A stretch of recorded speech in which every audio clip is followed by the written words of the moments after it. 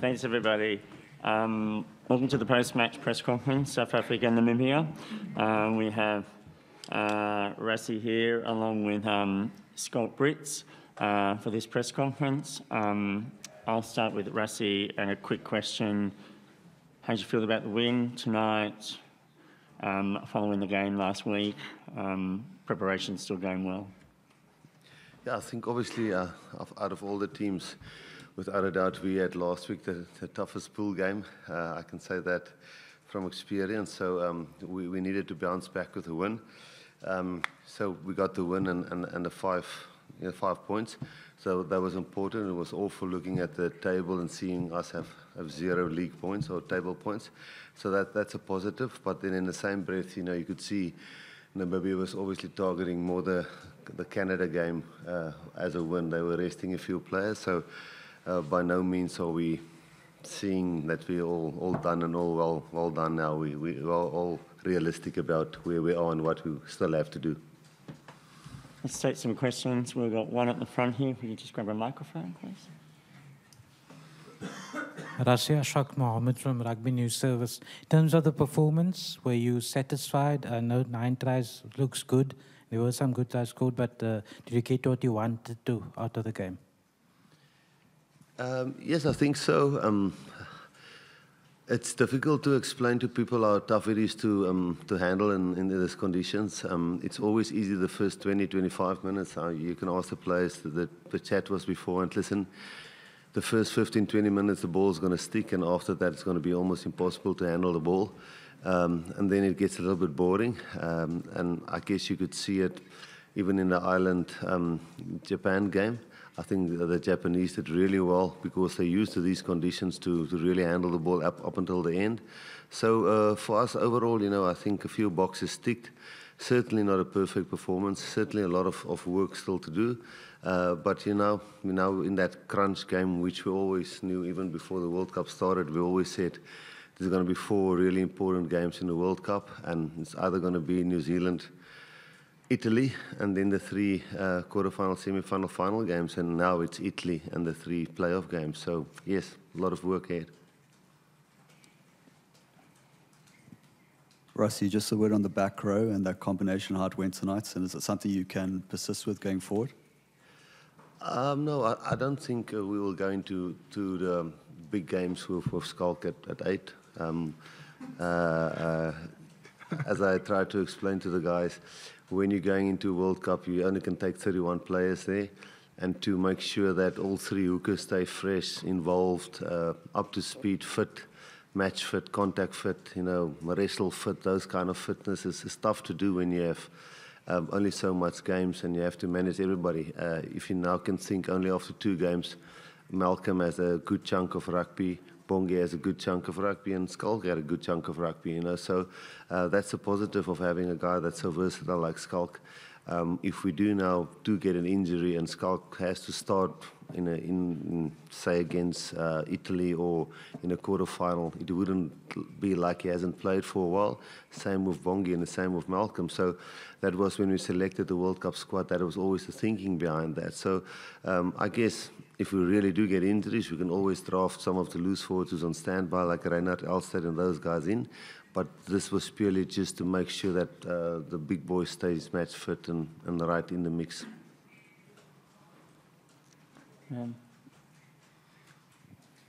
Rassie, just in terms of Schalk's performance, really good around the park. It's going to be difficult to leave him out now that you've seen what he does offer in general pay like that.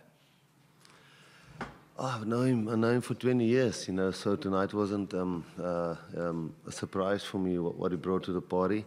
And that's not just with his game, that's with his leadership. And it's tough when you're a group of 31 players and 23 plays the first 1 or 2 big games, and the other boys are just being opposition, bumping bags and trying to be positive all the time. And then it's a typical character like him, and I don't want to really boost him too much, but in terms of what he brings to the party in that regard, he's a wonderful player, he's a great hooker, great loose forward, but to keep the other boys positive in terms of being here in the biggest squad. I mean, that is just unbelievable what he does there. And again tonight, to get these boys up for a game like this and to perform like that. I know it wasn't a wonderful performance, but it was a solid performance. I think it was the first 50-pointer in the World Cup, you know, so that's not too bad. And yes, I'm pretty sure he's going to play a vital role if we go all the way in this World Cup for us. We'll take one over here first. Yeah. I have one question in Japanese, okay? そうです。今日日本がアイルランドに試合勝ちまして、準々決勝ので、南アフリカとまた対戦する可能性が出てきました。それについてのコメントと、あと日本のパフォーマンスについてのコメントをいただけますでしょうか。Yeah, I think if you went and listened to my comments right after we played Japan, I said you guys can be really proud, first of all, of how you're hosting the World Cup. I think you can be proud of the way your stadiums look, your facilities look, the way you support us at training sessions, at the matches, the way everything is organized. But then you can also be really proud of your team. We played against your team, and I think we beat them 41. I don't know, 14 or 7 or whatever the score might be. And I said it wasn't a true reflection of the game because, and I think if you go and listen to the recording, what I said if we manage to get through to the quarterfinals, I'm pretty sure we might play Japan in the quarterfinals. So, and then I think a week ago I said if we manage to beat Italy, and I think if Ireland managed to beat Japan, then we might meet Ireland, but both of us still has to get past those hurdles. And now Ireland didn't, and we still have to play Italy. So I always knew that Japan was a realistic contender for going to quarterfinals. So if they beat Scotland now, they can enter top of the pool. And if we manage to beat Italy, then that's a realistic option, and it's almost a bit of a scary option. Right, we'll take one over here at the front. Yeah. Skulk, how did you feel out there today, captaining your country just a year after being retired? It was, firstly, it's an unbelievable honour to be part of this group. To captain your side was a dream come true in the World Cup. But it was, the players made it made it very easy on the pitch. Rassie had a set structure and plan that he wanted to execute in the game. Some of us hasn't played in 5 or 6 weeks, so it was a great way to get onto the pitch. You could see there was a bit of match fitness or sharpness that lacked a little bit, but that is just, you can't, Alet or fitness trainer has done everything possible, but to get sharp you have to play, and luckily we had a bit of an outing there. So it was great. The conditions are a bit different to what we used to, especially in the UK and in Pretoria, but it was an unbelievable experience in the game. I think just from a general analysis, I think we kept structure in the first half, lost a bit of structure in the second half, but in essence, it was a good day out there. Oh, it's quite emotional for me, 38, being involved there, leading your country. But saying that, it's once again, it's when you get onto that pitch, you try just to focus on the next task. Strategically getting some messages through from Rassie, how and what we want to do on the pitch. So we've got Jacques Nienaber that help us a lot, and we try to execute that on the field. So emotionally, I'll probably have a beer tonight and think about it and share the moment with my team. But it's special. Even people don't always think about that way, but even just to be part of the squad is emotional and an honor. And for me, if I'm playing or holding bags, it is whatever I can do for my country and for this team to make it better and give us a chance to win this World Cup. Okay, we're going to take one here, and then we'll have a couple down the back. So just there. Thank you. Thanks, Rassie. If I can go back to talk about the conditions, a few of the other coaches have said the same thing. Is that going to play a bigger factor, do you think, later in the tournament? And does it perhaps change your thinking, now that you're in it and you've played 2 matches, about how you might structure your game? I think after the pool games, according to what players who's played here before and some of the coaches who's coached here before in Japan has told me, there's a sudden change, a little bit in 2 or 3 weeks' time. Not so much in the temperature, but the humidity changes quite quickly. And I think then handling the ball gets a little bit easier. And again, if you recall what we said 2 or 3 weeks ago, I think there might be 1 or 2 upsets in the pool stages. But I think when it gets to quarterfinals, semi-final, finals, I think then the best teams probably will win, because I think that humidity factor wouldn't play such a big role. And I think a classic example were probably today in Ireland, Japan, just because the way Japan are used to this and the way they handle the ball, because Ireland are a team that actually love to keep ball in hand. Although they do have a great kicking game, I just thought I watched that game right till the end. I only went to the warm-up after that game was finished with our team. So yes, it definitely changes your approach.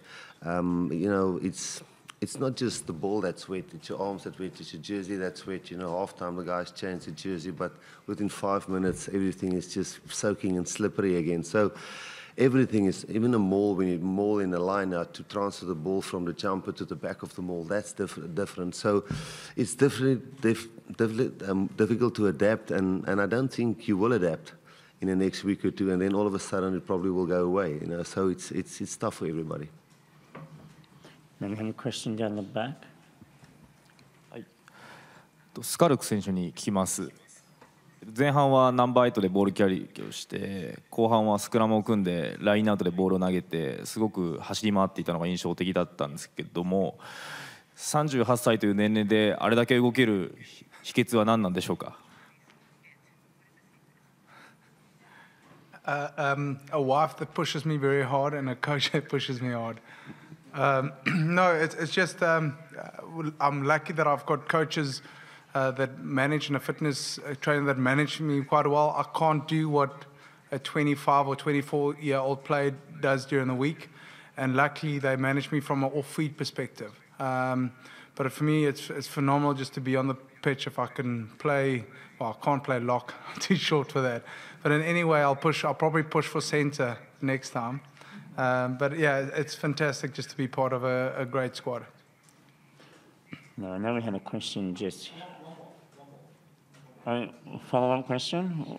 Let's just take a question at the front here first. Yep, because this gentleman's been asking for a while. Thank you. Rassie, people suggest with games like this, there's no gain, because if you win by big, as was expected, you don't win by big, it's disappointing. Do you buy into that theory? And if no, what exactly did you gain from tonight? I think, first of all, it's a World Cup. It's there for all the teams in the world that qualify to compete. Namibia is our neighbours.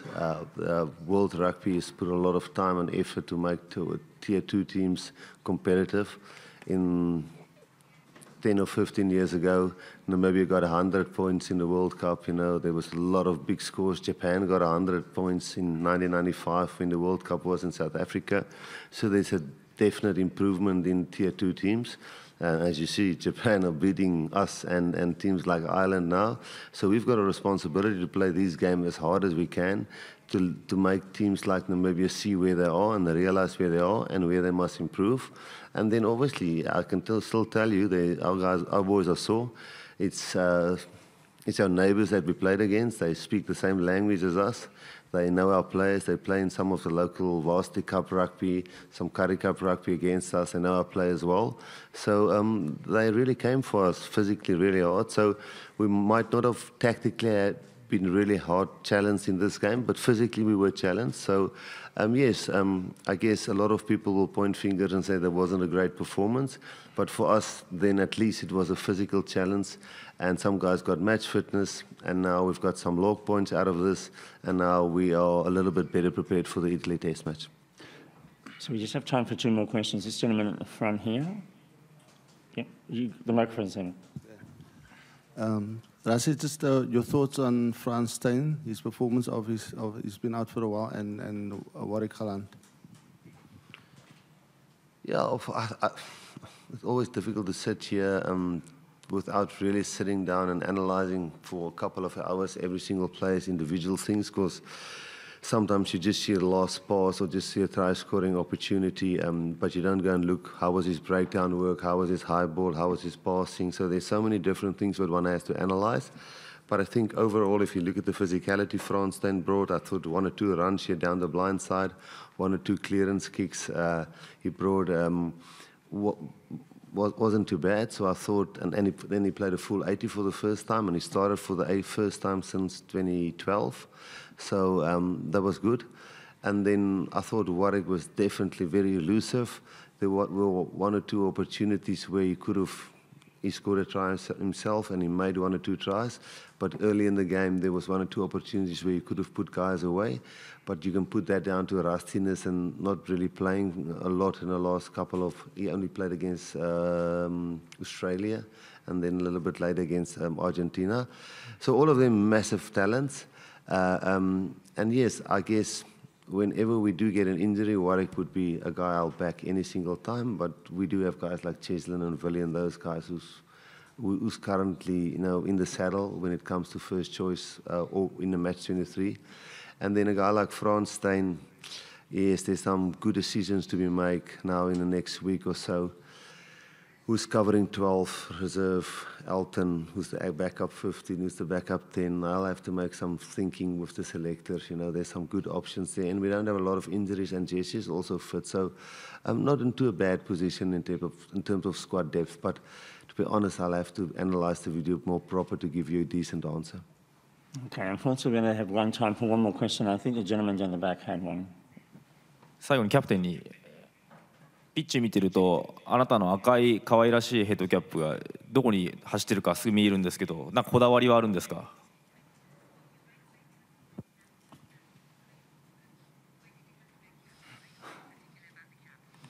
So that the coach can see him. When I started dating my now wife, she said the one thing she doesn't want is me to have cauliflower ears.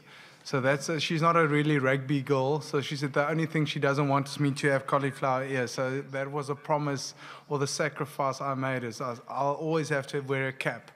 And the red color is my boys decided on the color of my cap to spot me easy. I've got 3 little boys, 7, 5, and 3. So they said, Daddy, I need to spot you. So that's actually the color and why I'm wearing a scrum cap. Fantastic. Thank you very much.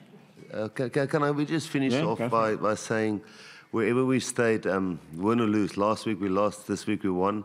We just want to thank all the cities, the training facilities, all the Japanese people, the liaison officers, the supporters, all the staff so far. It's been a wonderful World Cup, and we've enjoyed it.